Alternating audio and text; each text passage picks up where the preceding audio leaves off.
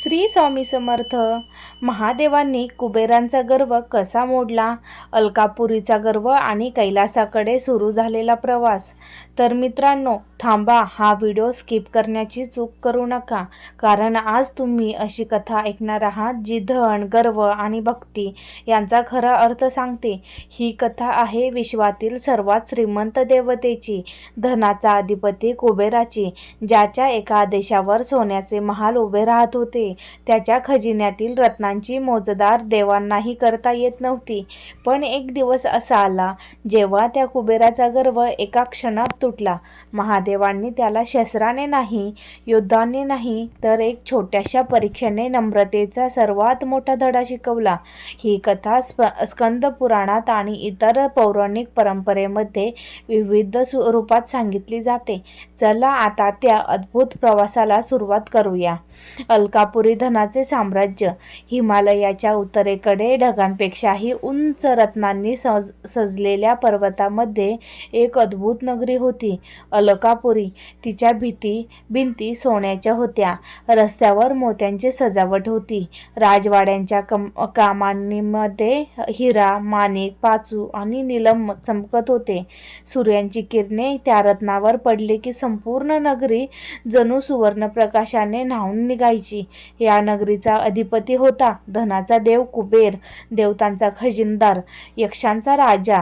असं म्हणतात की देवतांच्या यज्ञापासून ते स्वर्गातील वैभवापर्यंत अनेक खजिन्यांची जबाबदारी कुबेराकडे होती. पण जशी संपत्ती वाढत गेली तसा त्यांच्या मनात एक अदृश्य शत्रू जन्माला आला, गर्व. गर्वाची सुरुवात. एक दिवस कुबेर आपल्या राजसिंहासनावर बसला होता. सभागृहात यक्ष, गंधर्व आणि सेवक उभे होते. एक सेवक म्हणाला, महाराज, आज आपल्या खजिन्यात आणखी हजारो सुवर्णमुद्रा जमा झाल्या आहेत.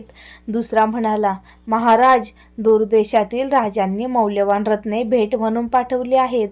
तिसरा म्हणाला, महाराज, आपल्या वैभवाची कीर्ती तीनही लोकांत पसरली आहे. हे ऐकताच कुबेराच्या चेहऱ्यावर हसू उमटलं. तो मनात म्हणाला, या तीनही लोकांत माझ्यासारखा श्रीमंत दुसरा कोण आहे? हळूहळू हा विचार त्याच्या मनात रोज वाढत गेला. ऋषींचे आगमन. काही दिवसांनी काही महान ऋषी अलकापुरात आले. कुबेराने त्यांचे स्वागत केले, पण स्वागतामागे नम्रता नव्हती, तर स्वतःचे वैभव दाखवण्याची इच्छा होती. त्याने त्यांना संपूर्ण नगरी फिरवली, सोन्याचे महाल दाखवले, रत्नांचे खजिने दाखवले. शेवटी तो अभिमानाने म्हणाला, माझ्यासारखे वैभव आज कोणाकडे आहे? ऋषी काहीच बोलले नाही, ते फक्त मंद हसले. त्यांना समजले, धन वाढले आहे पण नम्रता कमी झाली आहे. देवर्षी नारदांचे आगमन. त्याच वेळी नारायण नारायण असा मधुर आवाज संपूर्ण सभागृहात घुमला. देवर्षी नारद वाजवीत अलकापुरीत आले. कुबेराने त्यांचे आदराने स्वागत केले. नारदांनी संपूर्ण राजवाडा पाहिला. ते म्हणाले, राजन, माझ्याकडे अमाप संपत्ती आहे. हे ऐकून कुबेर आनंदित झाला. पण पुढच्या क्षणी नारद म्हणाले, पण लक्षात ठेवा, संपत्ती जितकी मोठी तितकी नम्रता मोठी असली पाहिजे. कुबेर हसत म्हणाला, देवर्षी, माझ्यासारखा श्रीमंत कोणीच नाही. नारद शांत झाले. त्यांनी उत्तर दिले नाही, फक्त वीण वाजवत म्हणाले, त्यांच्या जटामध्ये गंगा आहे. ज्याच्या गळ्यात सर्प आहे तो व्याघ्रचर्म परिधान करतो. तो कैलासाचा अधिपती महादेव. त्याच्याकडे बाहेरून वैभव नाही, पण संपूर्ण विश्व त्याच्या समोर नतमस्तक आहे. हे ऐकून कुबेराच्या मनात एक विचार चमकून गेला, मी महादेवांचाच माझे वैभव दाखवतो. तर कुबेर कैलास पर्वतावर पोहोचतो, महादेवांना भव्य मेजवानीचे निमंत्रण देतो. पण महादेव त्याचा गर्व ओळखतात आणि एक अशी योजना आखतात जी कुबेराचे संपूर्ण आयुष्य बदलून टाकते. तर महादेवांनी कुबेराचा गर्व कसा मोडला? कैलास पर्वतावर कुबेराचे आगमन आणि महादेवांची शांतता पसरली. शेवटपर्यंत नक्की बघा. अलकापुरीत निघालेला कुबेर आता कैलास पर्वताच्या दिशेने प्रवास करत होता. त्याच्या रथावर सुवर्णाची नक्षी होती. रत्नांनी सजलेले घोडे वेगाने धावत होते. रक्षांची सेना त्याच्या मागे चालत होती. संपूर्ण मार्गावर फुलांचा वर्षाव होत होता. पण या सर्व वैभवापेक्षा कैलास पर्वताचे साधेपण अधिक तेजस्वी दिसत होते. जिथे ना सोन्याचा महाल, ना हिऱ्याची भिंत, ना वैभवाचा गजावाजा, फक्त बर्फाच्छादित पर्वत, ध्यानात मग्न ऋषी, नंदी शांतपणे उभा आणि संपूर्ण वातावरण ओम नमः शिवाय या पवित्र नाद. कुबेर क्षणभर थांबला. तो मनात म्हणाला, इतक्या साध्या ठिकाणी विश्वाचे स्वामी राहतात. महादेवाचे दर्शन. कुबेर हळूहळू पुढे गेला. समोर महादेव ध्यानस्थ बसले होते. गळ्यात नाग, जटांमध्ये गंगा, कपाळावर चंद्र. संपूर्ण वातावरण अद्भुत शांती होती. कुबेराने नम्रपणे विचारले. महादेवांनी डोळे उघडले. त्यांच्या चेहऱ्यावर नेहमीप्रमाणे करुणा आणि शांत स्मित होते. महादेव म्हणाले, या कुबेरा, कशासाठी आलाच? कुबेर म्हणाला, प्रभो, माझ्या अलकापुरीत एक भव्य मेजवानी आयोजित केली आहे. तीनही लोकांतील देवता, ऋषी आणि गंधर्वांना मी आमंत्रण दिले आहे. आपण आणि माता पार्वती यांना त्या मेजवानीला यावे, ही माझी विनंती आहे. महादेव काही क्षण शांत राहिले. त्यांनी कुबेरांच्या चेहऱ्याकडे पाहिले. शब्द नम्र होते, पण मनात वैभव दाखवण्याची इच्छा त्यांना स्पष्ट जाणवत होती. माता पार्वतींचे स्मित. माता पार्वती सर्व संवाद ऐकत होत्या. त्या हलकेच हसल्या. त्या महादेवांना म्हणाल्या, स्वामी, कुबेर भक्तभावाने आला आहे की आपल्या संपत्तीचे प्रदर्शन करण्यासाठी? महादेव उत्तरले, पार्वती, प्रत्येक जीवनाला त्यांच्या कर्मातून शिकवण्याची संधी मिळायला पाहिजे. कुबेराला हा संवाद समजला नाही. तो अजूनही आपल्या मेजवानीबद्दल उत्साहाने बोलत होता. महादेवांचा निर्णय. महादेव म्हणाले, कुबेरा, आज आम्ही कैलास सोडू शकत नाही. हे ऐकून कुबेर निराश झाला. त्याच्या चेहऱ्यावरचे तेज क्षणात कमी झाले. पण लगेच महादेव पुढे म्हणाले, मात्र आमचा पुत्र गणेश तुझ्या मेजवानीला येईल. हे ऐकताच कुबेराच्या चेहऱ्यावर पुन्हा आनंद आला. तो मनात म्हणाला, एक लहानसा बालक, त्याचे स्वागत करणे तर आणखी सोपे आहे. महादेव मात्र सर्व जाणून शांत हसत होते. गणेशांचे आगमन. कुबेर निघून गेल्यावर गणेश महादेवांसमोर आले. ते म्हणाले, पिताश्री, मला अलकापुरीला का पाठवत आहात?